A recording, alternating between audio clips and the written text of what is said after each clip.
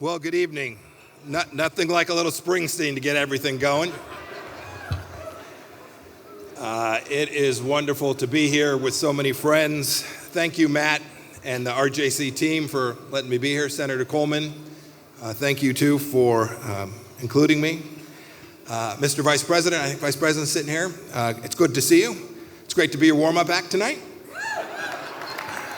Who knows? The next time we're together, we could be on a stage, multiple podiums. Who knows who else might be with us? Yeah, who knows? And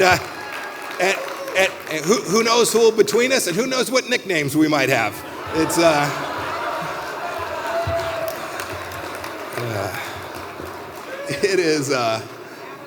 it is great fun to be with so many friends and to break bread with my Jewish friends. Although I do not eat as much bread as I used to, thank God. Yeah. And I always learn something new. I was talking to someone earlier tonight. They reminded me that we were asking about Hanukkah and Christmas, and they said, don't forget the Chinese food on Christmas. So I love it. It reminded me, too, tonight when I was a pretty junior member of Congress. I was in Jerusalem. I was invited to a Shabbat dinner by a senior former IDF general. He had 4 generations of his family there. My wife was with me. It reminded me, too, that we draw a common cause and shared values, even though we are of different faiths. And we have a lot more friends around us. Indeed, that night I felt like his family. Tonight I feel like we are family. He had spent his whole life defending his nation.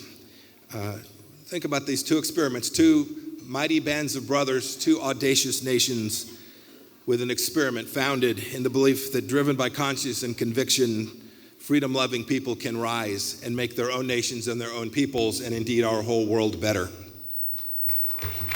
So the good news is I'm the former Secretary of State, so you get Mike Pompeo unplugged. And let's have that family conversation amongst friends. Let's talk about how we build on the things that matter to families all across our country. We did remarkable work for 4 years. I'm incredibly proud of that. But it's going to take real seriousness, real resolve, people of character to build on that. It's going to take a long time to reverse the things that are happening to our nation today. In fact, it may well take 8 years to fix it. We should be determined to commit the time required to achieve that. The enemies of democracy train their crosshairs on America. They are coming after our ideals, the centrality of our nation. We can all feel it. We can feel higher prices at home. We can feel that our kids aren't as safe when they walk in the neighborhood.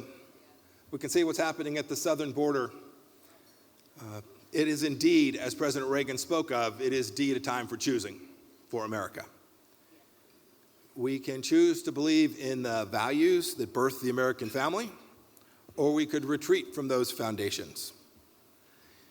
I served as Secretary of State, and I can tell you firsthand, the stability and security of the world are depending on America to be strong at home, courageous abroad, and to build a deep and abiding relationship with the nation of Israel.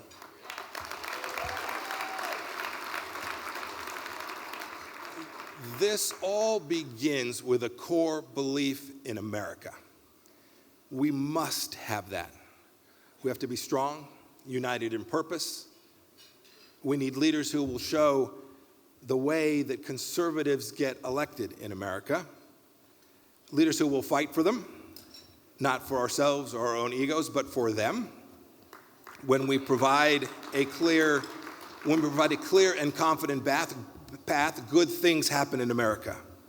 I talked about families. Strong families are guided by a shared purpose and a common cause. They put aside self-promotion and petty difference in the name of doing good for the whole. I am confident that we can do this. This is true whether we're talking about our own family, our communities, our nation, or even the family of nations. I remember one day when President Trump called me, he asked me if I'd read the Washington Post that morning, because the headline had been Mike Pompeo, President Trump's most loyal cabinet member. And I remember saying to him, "Sir, I stopped reading the Washington Post. My cardiologist made me." And then I said, "Mr. President, you should know they didn't intend that as a compliment." And so he laughed and said, "You're right," and he hung up. This loyalty, this work that we must do together is not to a person. This loyalty that I executed alongside Vice President Pence for 4 years was to our nation. It was to a common cause. I was loyal. I worked hard. I did every day everything that I could to honor and be loyal to the oath that I took when I raised my right hand to defend the country.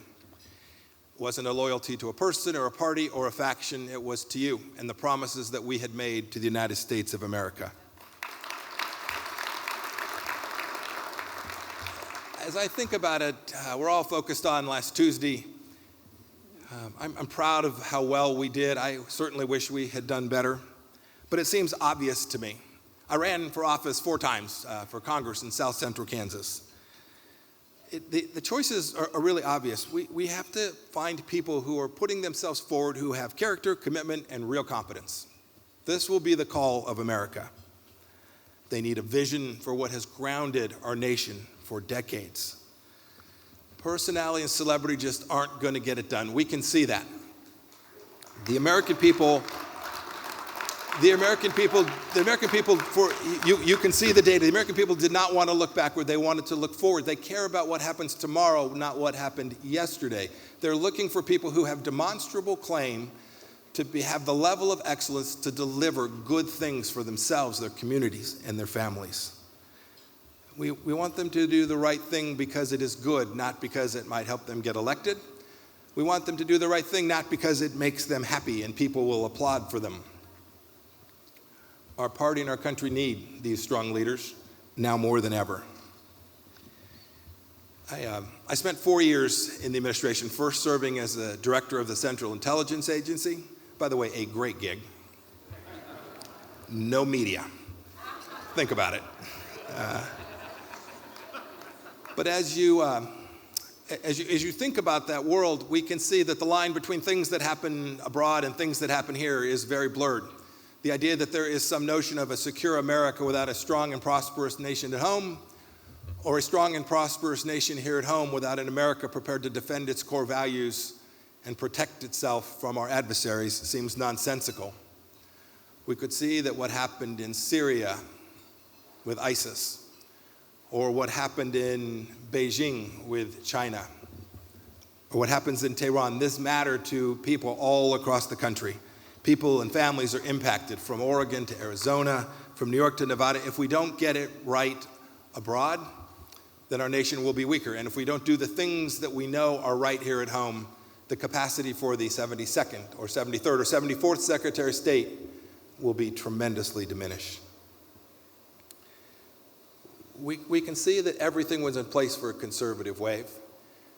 I've seen candidates that blame others. They point the finger. I ran 4 times. We are each responsible for our own destiny, along with our maker.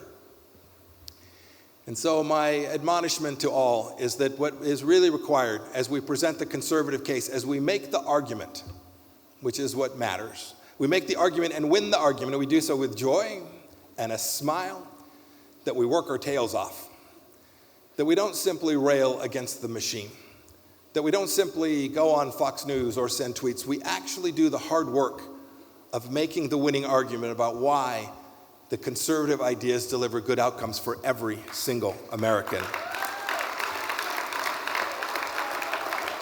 I was reminded by my son the other day that when I first ran for Congress, I entered the race in 2009. There were 7 people on the ballot. My name ID was 2% in the first poll that we took. And I told the pollster, that's all my family. And I know them. I'm only getting half of those votes. We have much work to do. It is simply not enough to own the libs. It is simply not enough to complain. One has to go make the case. I think we had too many folks who weren't out there actively presenting solutions that the American people can count on. I saw this in my time as Secretary of State. We had to make the argument around the world.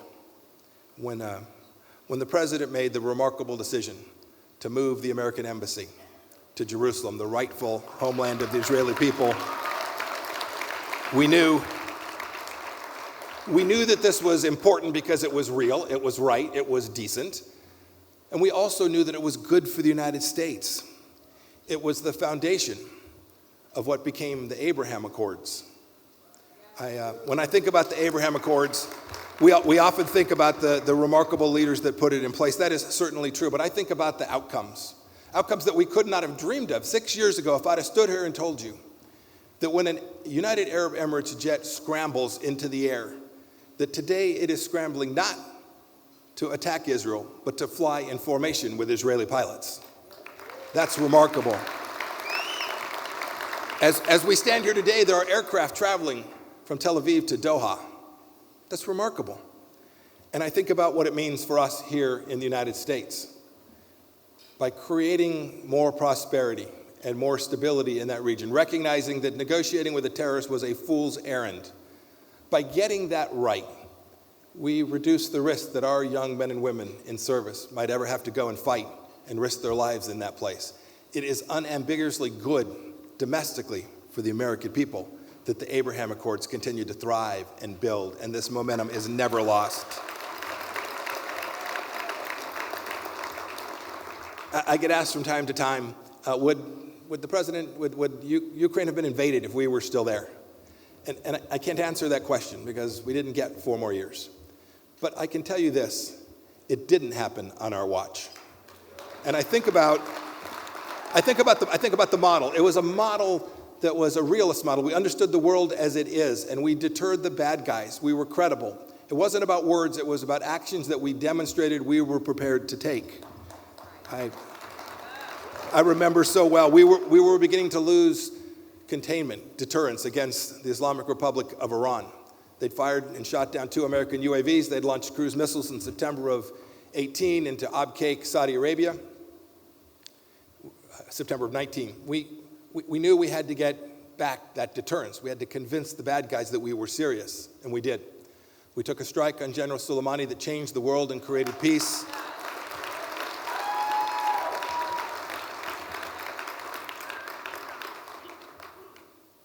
Family. We protected American families with a strike because not only did Iran change its behavior from that point forward, but so did Xi Jinping in China. So did Chairman Kim in South Korea. The Taliban understood what we were doing too, and so did Vladimir Putin. He knew that we were serious about protecting America. When we said we were friends and partners with the nation of Israel, that we were prepared to defend the Zionist project, we were serious and we worked to deliver real outcomes that mattered, not yesterday, but tomorrow.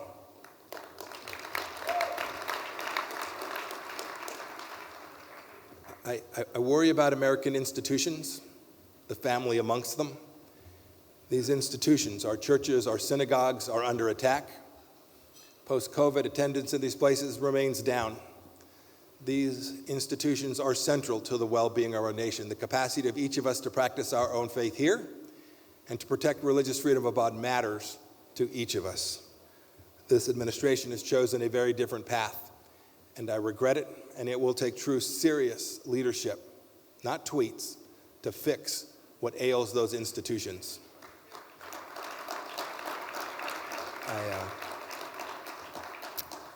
I think of the military that I served in now, goodness, too long ago, back when I could actually fit in an M1 tank.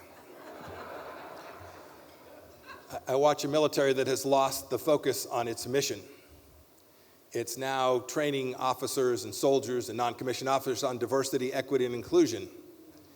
It's now talking about every military vehicle being carbon neutral by 2030. These are not the things of serious military leaders, and they are not the things of a serious military. This matters.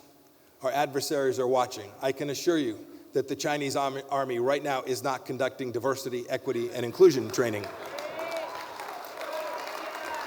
And it's worth noting for those of us who are conservative, this is an idea that is central to our nation. Sign me up for diversity.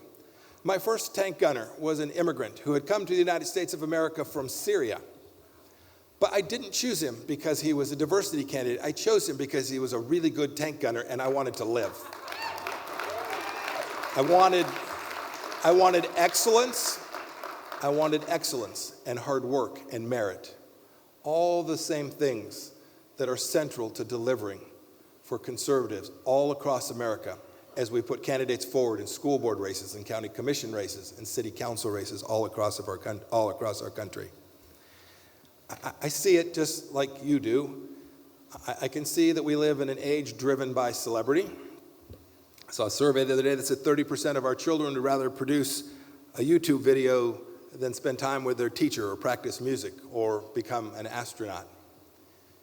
The family, our core institutions, need to remind young people that there are things that are bigger than themselves. And if they will spend more time thinking about our founding documents, our Declaration of Independence, if they'll spend more time reading the Bible than the 1619 Project, then good things will happen for the United States of America.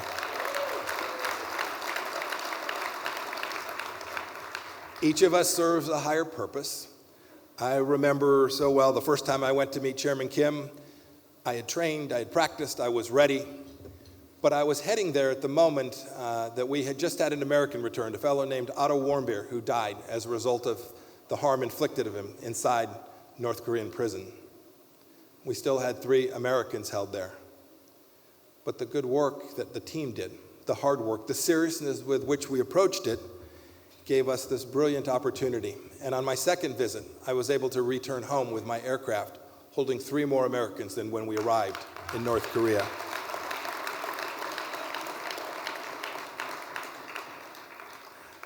That second meeting also marked a turning point in my life. I passed Dennis Rodman as the American record holder for the time with Chairman Kim. I told my son I would break NBA records, and there you go. We can laugh too. We can bring joy.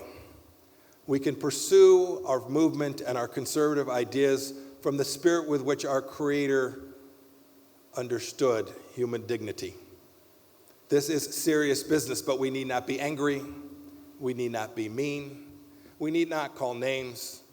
We need to make the case and win the argument. And when we do, I am confident.